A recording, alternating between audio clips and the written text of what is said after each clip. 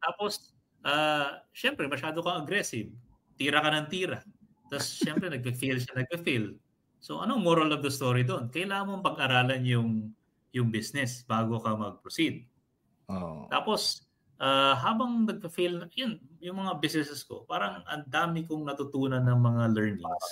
Galing, no? Na Parang sa ngayon, lumalakas yung armor mo, di ba? Pag nag-fail so ka, parang lalaki yung katawan mo lalo, di ba? tama. So, kumbaga parang ngayon, na-realize ko yung mga important values.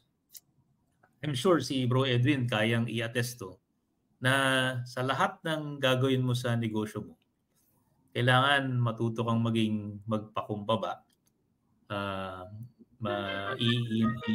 I-incorporate mo sa sarili mo yung value ng hard work.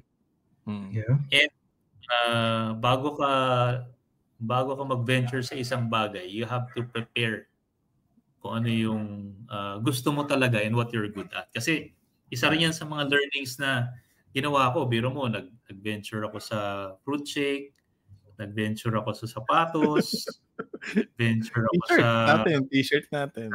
T-shirt, di ba? So kumbaga parang are these the things that I'm good about? Although yung partner ko is ito yung expertise, pero napansin ko yung mga naging successful, well, ano pa naman ano ba sabihin to? Parang ano pa rin, nasa ano pa rin siya. May mga learning curves pa rin ako.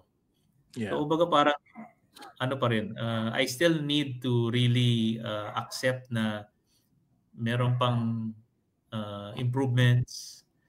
Tapos I need to listen to people na ginagawa na yun. Tama. Kasi dati parang feeling ko kaya ko lahat. Kasi syempre sa corporate world medyo competitive yung yung mentality at mindset eh. Diba?